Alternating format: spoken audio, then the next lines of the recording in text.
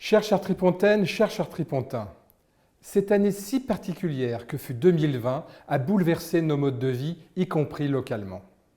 Nous avons dû apprendre de nouveaux comportements, restreindre nos sorties, travailler différemment, réorganiser l'école, mais aussi apprécier combien nos commerçants locaux nous sont indispensables. Après une élection retardée et très particulière, mon équipe et moi-même sommes arrivés début juillet en plein milieu de ce contexte encore jamais connu. Très vite dans le bain, nous avons été confrontés aux attentes très importantes des habitants, à des piles de dossiers et des vagues de promoteurs profitant des ouvertures du PLU 2019. Nous étions préparés à une prise en main difficile, mais nous n'avions pas anticipé les événements improbables qui se sont succédés, comme le feu à l'école ou les installations sauvages des gens du voyage. Malgré tout, l'équipe a tenu bon, ancrée dans ses valeurs racines et intacte dans sa motivation. Nous avons déroulé notre programme à 6 mois, tel que nous l'avions annoncé. Je citerai par exemple la permanence sur le marché, le Allô Monsieur le maire, la présence réactive sur le terrain et les réseaux sociaux, la communication régulière avec les associations, les rencontres avec Monsieur Larcher, Madame Berger, Monsieur Bédier, Madame Pécresse et Madame Géronimi, notre nouvelle sous-préfète. Je salue le soutien de nos grands élus respectueusement. Le lancement de notre plateforme participative démocraciejp.com. Une écoute attentive de votre quotidien a permis le lancement d'ateliers d'intelligence collective. Notre première consultation populaire sur l'extinction lumineuse a été plébiscitée.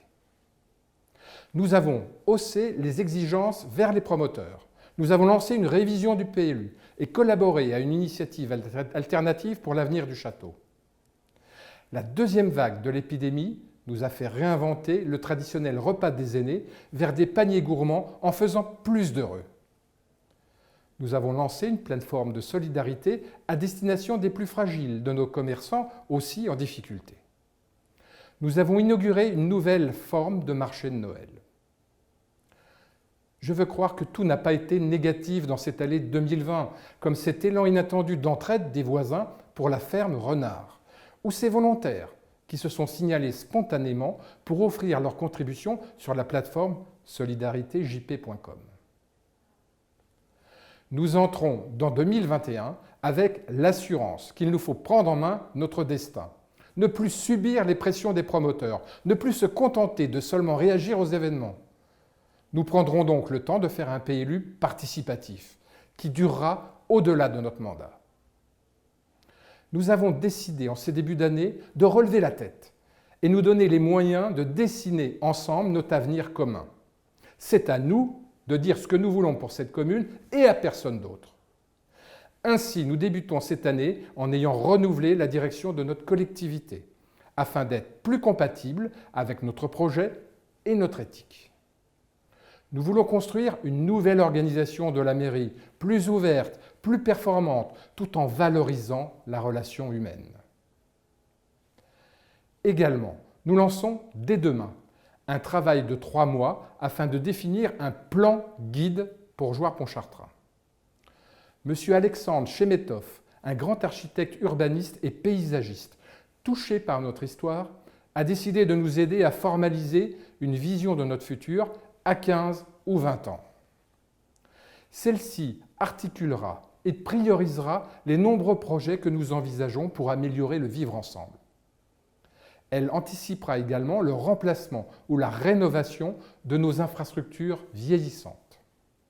Peut-être me direz-vous que c'est trop d'ambition pour notre petite commune, que nos compétences et ressources sont insuffisantes et que nos finances ne nous permettront pas d'aller bien loin.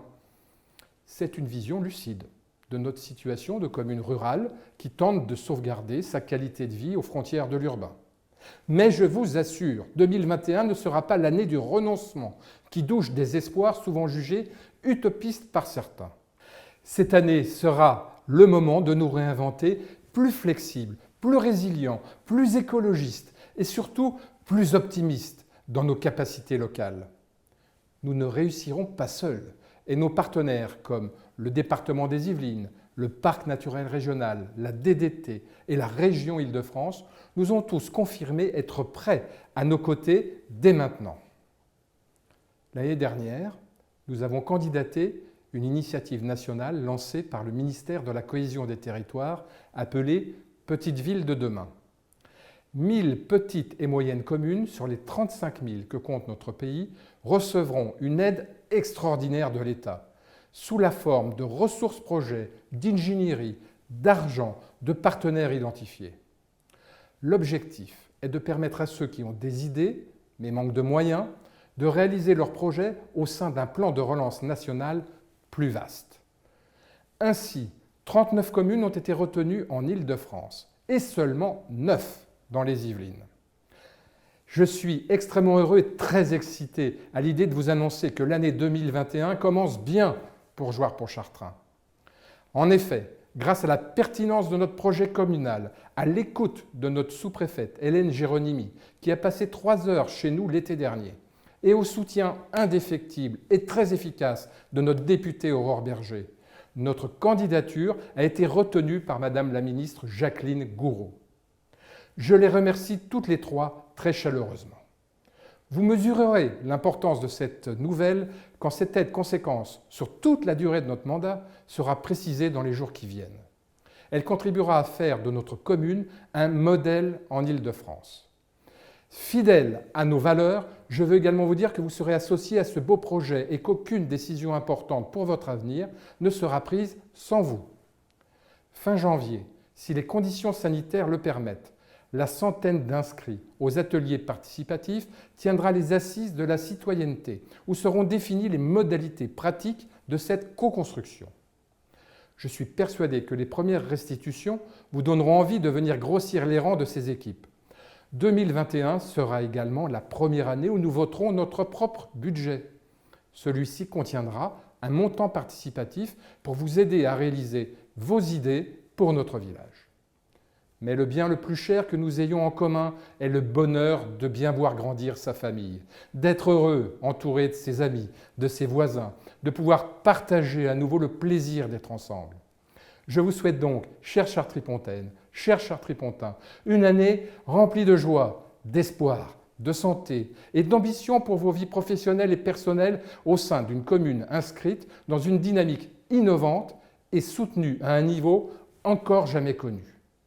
Avant de conclure, j'ajouterai que nous avons aussi réinventé les traditionnels vœux du maire afin de toucher un plus grand nombre d'entre vous.